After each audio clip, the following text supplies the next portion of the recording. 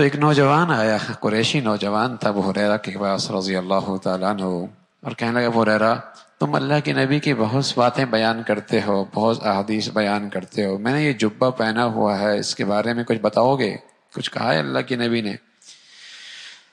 تو حضرت ابو ہریرہ فرمانے لگے رضی اللہ تعالیٰ عنہ میں کبھی اللہ کے نبی کے بارے میں تمہیں باتیں نہ بتاتا، لیکن چونکہ میں نے اللہ کا کلام سن رکھا ہے جس میں یہ بات ہے کہ حق بات نہ چھپانا، حق بات نہ چھپانا، علم کی بات نہ چھپانا، تو یہ بات مجھے مجبور کرتی ہے کہ میں نبی کی باتیں تمہیں پڑھ پڑھ کے اور تمہیں سناتا ہوں، تمہارے سامنے پیش کرتا ہوں۔ میں نے اللہ کے نبی صلی اللہ علیہ وسلم سے سنا کہ ایک شخص تھا جو متکبر، تکبر تھا، فخر کرتا تھا، اس نے بال ایسے بنا رکھے تھے اور اس کے اوپر چادر ایسی تھی جس میں وہ عجب میں مبتلا ہوا تھا، اپنی بڑائی اس کے دل میں تھی۔ تو اللہ کے نبی صلی اللہ علیہ وسلم نے فرمایا فَخَسَفَ اللَّهُ بِهِ الْأَرْضِ، زمین نے اسے اپنے اندر نگل لیا، زمین نے اس کے اندر نگل لیا۔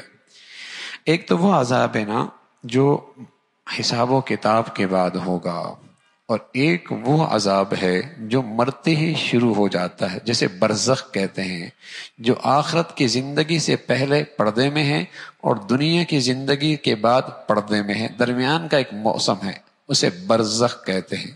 برزخ کی زندگی ہے جسے قبر کی زندگی کہتے ہیں،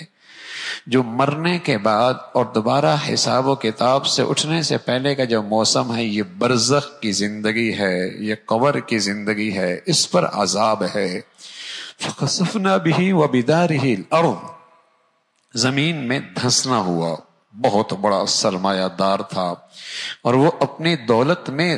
تکبر میں مبتلا تھا، وقت کے نبی سے کہنے لگا اس دولت کے بارے میں مجھے کچھ نہ کہنا، یہ میرے اپنے ہاتھوں کی اور اپنی صلاحیتوں کی اور اپنی دانش اور عقل مندی کی کمائی ہے، مجھے اس کے بارے میں زیادہ تعلیمات کرنے کی ضرورت نہیں ہے، ہدایت دینے کی ضرورت نہیں ہے۔ نبی سے کہنے لگا بے ادب، بے اصداق۔ تو اللہ رب العزت نے اسے اس کی ساری دولت کے ساتھ، یہ قرآن میں ہے، قرآن میں ساری دولت کے ساتھ شاہانہ محل،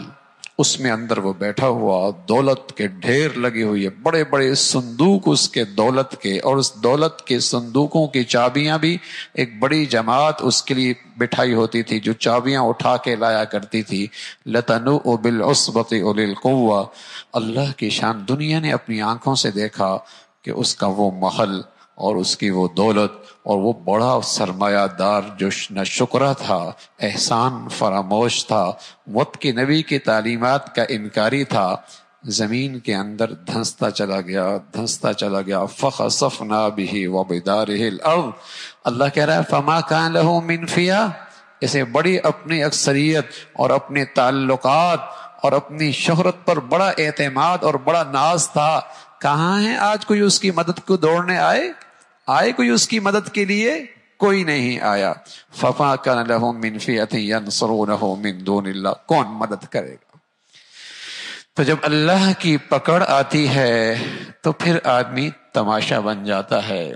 تو اللہ کے نبی صلی اللہ علیہ وسلم نے یہ بتایا کہ تکبرانہ چال کہ کپڑے،